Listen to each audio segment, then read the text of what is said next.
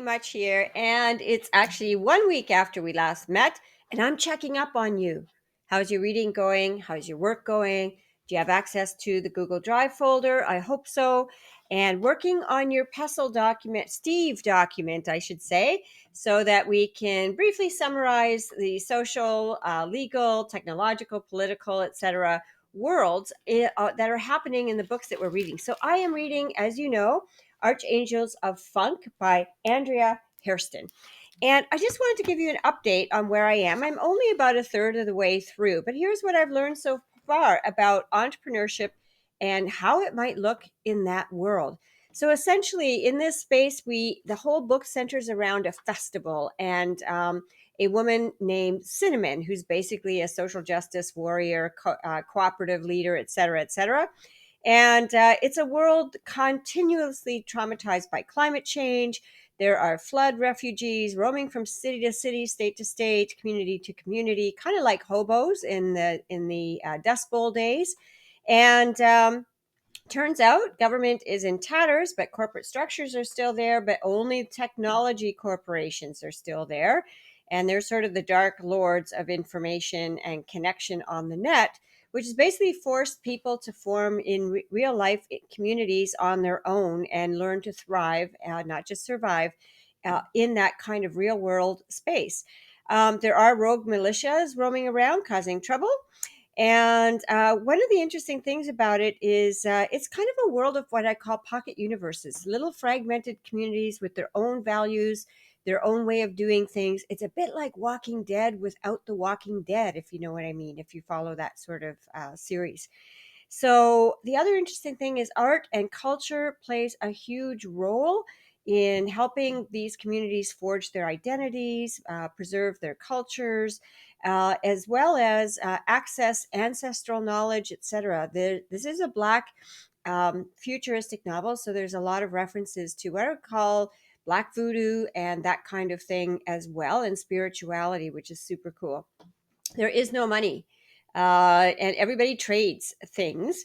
And but there are entrepreneurial roles and entrepreneurial things happening. So there are people who are community organizers.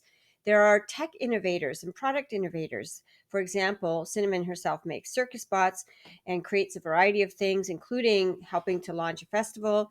She manages resources, she solves problems, she organizes and manages people. All the things that we do as entrepreneurs are there as well.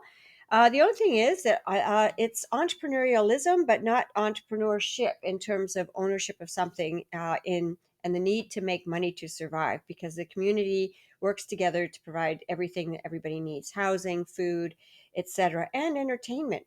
So what is there, what is coming forward as entrepreneurial kinds of work? Well, there definitely are a ton of entrepreneurship happening, but it's by collectives of people, not one person hiring other people. So some examples: there's something called the Ghost Mall, which is a group of people organizing basically a market. There are people who organize what I would call security co-ops or companies or enterprises to protect the community. There are transportation entities as well, maintenance and repair, entertainment and storytelling, organize like cooperatives. I keep wanting to say organizations, but let's call them enterprises, because they don't need to be incorporated. They don't need to make money, but they do need management resources and initiative, and they need communications, and they need marketing, and they need all those things to work. So entrepreneurship without money involved, or without needing money to survive, is essentially the vibe I'm getting. And there are definitely some industries that are really necessary. So I'll summarize them again: food, entertainment, security, transportation, care, and maintenance, repair, and managing resources, local resources, etc. So I'll get more into it when we meet up again. I just wanted to give you that quick little preview, and let's see what happens when we put all of them together. Will there be common themes? And interestingly, what kinds of skills should we be thinking about developing if we are going to find ourselves in a world like this, which kind of looks like it was created by disaster, and at the same time has resulted in some beautiful outcomes, but it's still not past the threat of the darkness that sort of they emerged out of. So, anyways, that's me for now, PK Much, and I will see you next Wednesday, and I look forward to it. Bye.